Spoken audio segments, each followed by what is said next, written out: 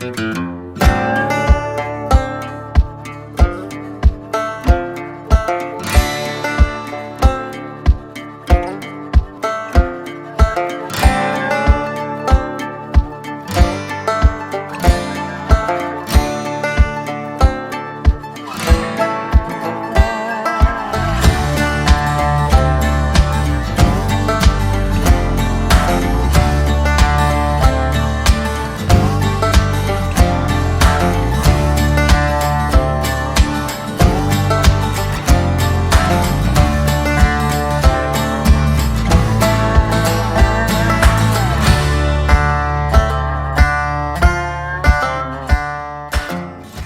going on, y'all? Welcome back to Matt's Fab Shop.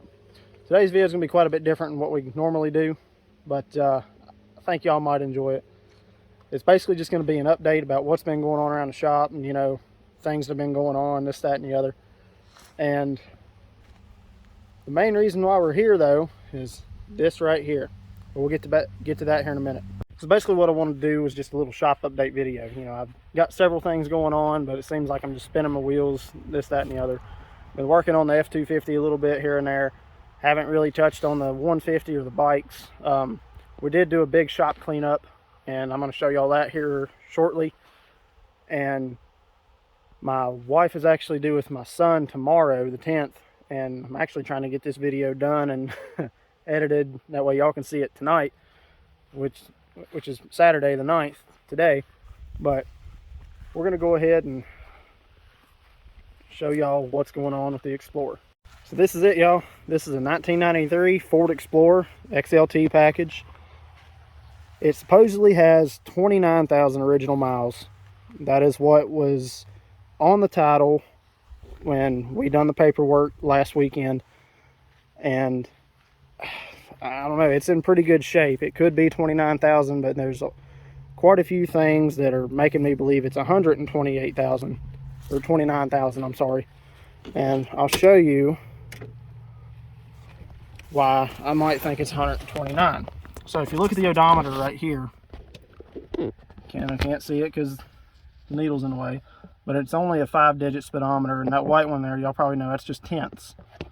So Ford did not put a 6-digit speedometer in their trucks until 1992 when they went to the OBS, or the arrow nose body style that everybody knows and loves. So anything before that in the F series is anybody's guess. Like my red and tan truck that's sitting, I'm literally sitting here looking at it right now, it only has the 5-digit speedometer, or odometer I mean. So you know, you don't know. Like that truck supposedly has 100 and it's like 156,000 now, and my last one I had, my white one, it was reading 50-some thousand on it. But with the condition and the way it ran, I mean, it still ran great, but the overall condition of the truck, man, I can't talk today, sorry, it made me believe that it was 250,000 with the rust and the dents, and just the fact that we had to rebuild the rear end in it when I got it, and this, that, and the other. So there's a little bit of Ford information for you. But if you look, yes, I wear Crocs, live with it. That pedal is not worn that bad. Okay. Steering wheel, it's got a little bit of wear on it. I mean, it's still in pretty good shape overall. But the things that make me believe it's 129,000 is you look at the seats here. It's got wear right here, right there. The bolster's kind of loose, and it looks like Freddy Krueger got a hold of the headliner. So there's my reasoning as to why I think it might be 129,000 miles. But the surprising thing about this is that it has leather seats, which is not very common for an XLT package Explorer, or an F-150 for that matter. I don't even remember if they put leather seats in F-150s of the 90s. But that's, I don't know, it's really anybody's guess.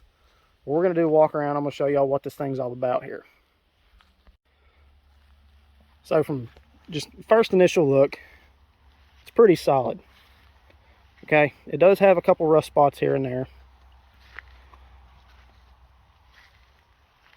The back seat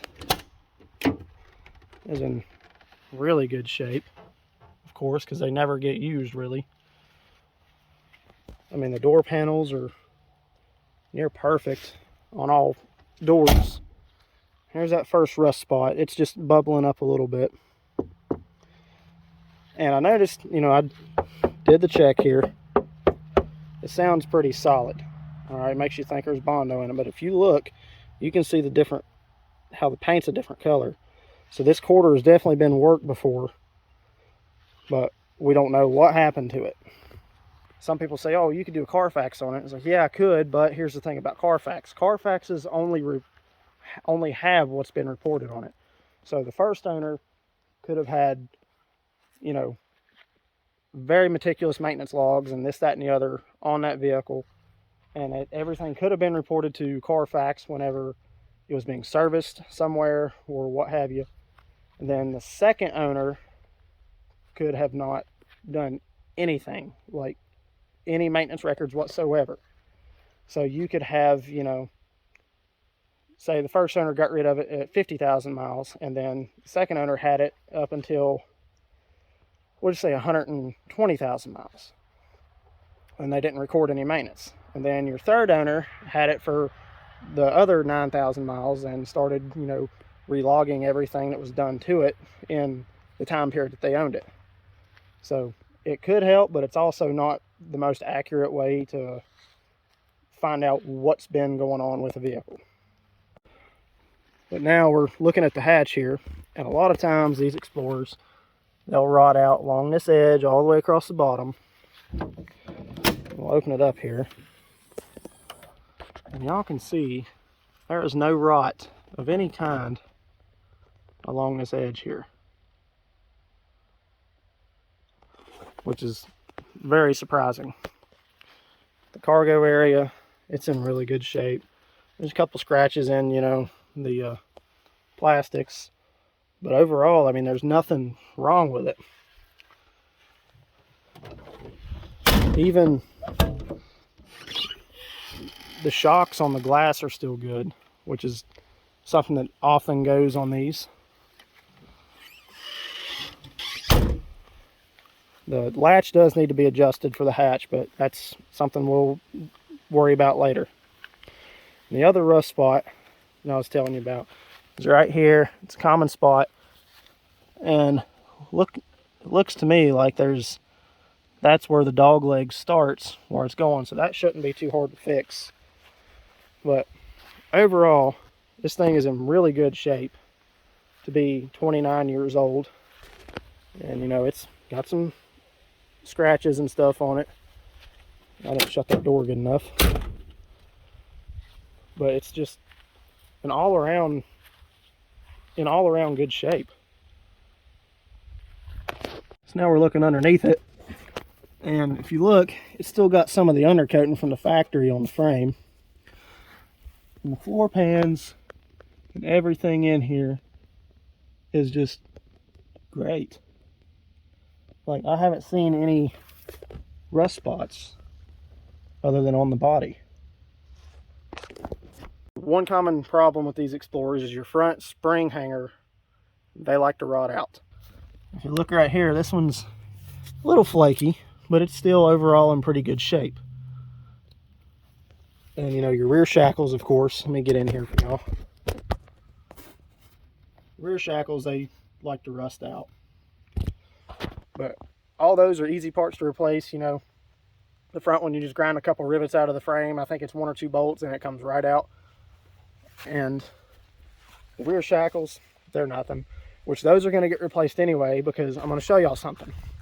Yeah, this thing's sitting on a bit of an incline, but when it's on level ground, you can really notice it. But if you look, this thing sits lower in the rear. So what I'm going to do is, in another video, because y'all are going to be seeing this, you know, probably quite a bit, is I'm going to make some shackles for the rear. I can buy them for like 150 bucks or something like that, or I can buy you know, the chintzy cheap ones, which I'm not going to do that.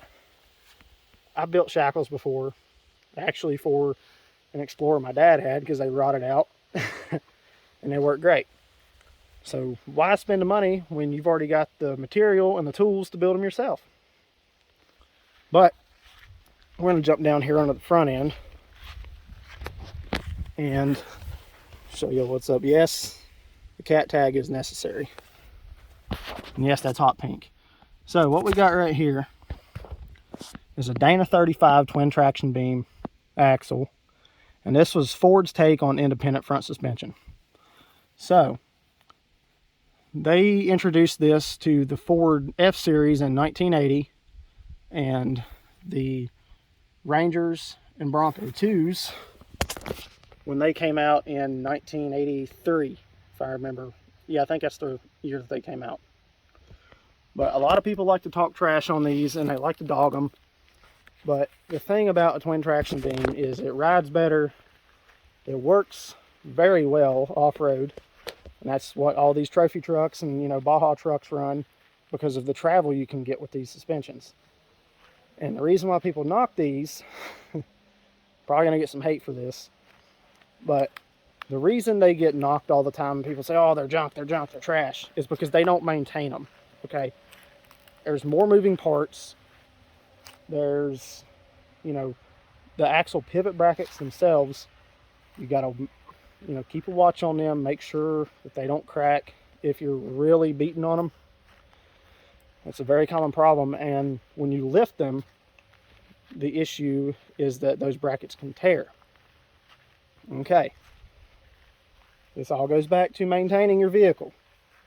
If you keep it maintenance, if you keep everything torque to spec, if you make sure all your bushings are good, all your ball joints, your tie rod ends, your drag link, blah, blah, blah, you're not going to have any issues. It's just people are too lazy to fix them. And then they say, oh, well, that was Ford's junk idea. You're wrong. Anyway, enough of the ranting. This thing, in my opinion, is just one of the best early 90s four-wheel drives you can buy. It's a body-on-frame. It's not a unibody like a Jeep, which is another big reason why I was wanting one of these. And secondly, because I'm a Ford man. And third, because we had an Explorer when I was growing up. So, y'all are probably wondering, well, how'd you end up with this? Well, my Jeep started making a pretty nice pecking noise in the top end. So I was like, you know what? It's time to let it go. I had already talked to the guy about this previously. And this was before the Jeep started the noise. So we kind of had a deal worked out. You know, I'd drive down, we'd trade, you know, blah, blah, blah. And then after he told me this thing had been sitting for 6 years, I was like, you know, I don't know if I trust it, because it's, you know, I don't know how well it's going to do. So a couple days later, I said, you know, we'll just try. So I messaged him and said, hey, you know, if you haven't got rid of it yet, don't have a deal worked out, so I'd still like to trade. He says, okay. And I said, I will tell you, it does have a noise in the top end. You know, I was 100% transparent with the man. So I went ahead and we worked out a deal. I drove down early Saturday morning. We swapped vehicles and I brought it home. And I'm 110% pleased with this. He was pleased with the Jeep, because he said he was basically just going to use it as a trail toy, which that Jeep would have been great for that. So this thing here, this is definitely going to be one of my other babies, you know, like that one right there. Yeah. And it's definitely going to be taken care of, because there's not many left in this kind of shape. Most of them are rotted out or beat to pieces. So it's, yeah, we're not going to hurt this thing in any way. But we are probably going to do a couple small things to it. You know, not a whole lot, nothing crazy. This is still going to be the daily driver. So there you go, guys. This is the new daily driver and project, as I like to call them all, because there's always stuff that needs to be done to them. Now you're sitting there thinking, okay, well, there's got to be something majorly wrong with it for him to go and trade you out of that. I was like, well, there are some issues. Four-wheel drive on these, they're push button four-wheel drive, and that needs to be fixed. I'm not sure if it's the buttons in the dash or if it's the motor on the transfer case or what. Let's see, there was a miss, but it's went away since I've been running, you know, good fresh fuel through it. I did seafoam it, and it's running great now. There's a crack in the windshield. That's no big deal. I'll just find a lick and stick inspection shop, because I'm not putting a new windshield in it unless I absolutely have to. And lastly, it needs a new radio.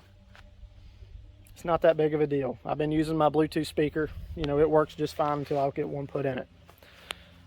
But I'm just pleased overall with how great this thing runs and drives, how good of shape it's in, and I'm just happy with it, because I've been looking for one of these for so long, and I finally got one. But now, I'm probably going to take y'all for a little test drive so y'all can see, and then I'm going to show y'all what I've been doing around the shop and this, that, and the other. And as you can see, the radio is pretty shot. They said it just quit working, and they pulled it out, and they just didn't put another one back in. But we'll fire this thing up. Needs a new belt too, but it's nothing that bad.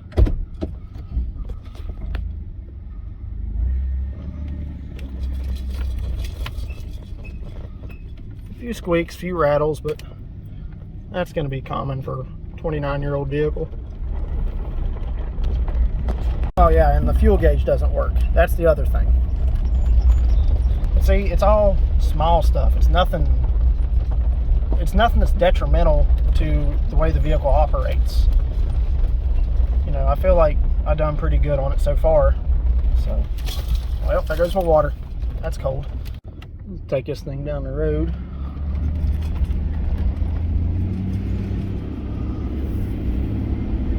Runs great, shifts great. It's not a speed demon. It's just a good daily driver. Got a little bit of a noise coming from the front left, but we'll address that.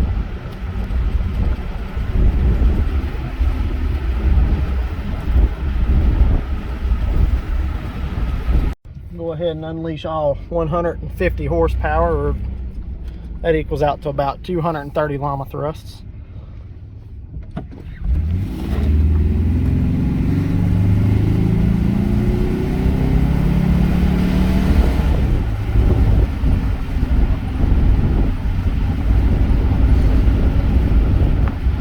I think it could pass the snail on a sheet of greased ice.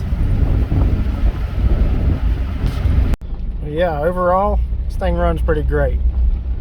I have no complaints whatsoever. Other than those few little things I mentioned, everything else works. So I think I come out ahead on this end of the deal. All right, so before we get into what's been going on in the shop and with everything else, I'm going to show y'all what's under the hood. This right here is 4 liters of pure American muscle engineered by Germans. 4.0 is what they called a Cologne engine. I don't remember why they called them that. There's some kind of story to it. But this right here is the overhead valve 4.0. Now, the overhead valve 4.0 was put in the Rangers and the Explorers, specifically in the Explorers, I know, from 1991 to 1994, which is this body style. In 95, they went to an overhead cam 4.0 in the Explorers, and I don't remember what year they swapped the overhead cam over into the Rangers, but that's what it is. I'm trying to remember.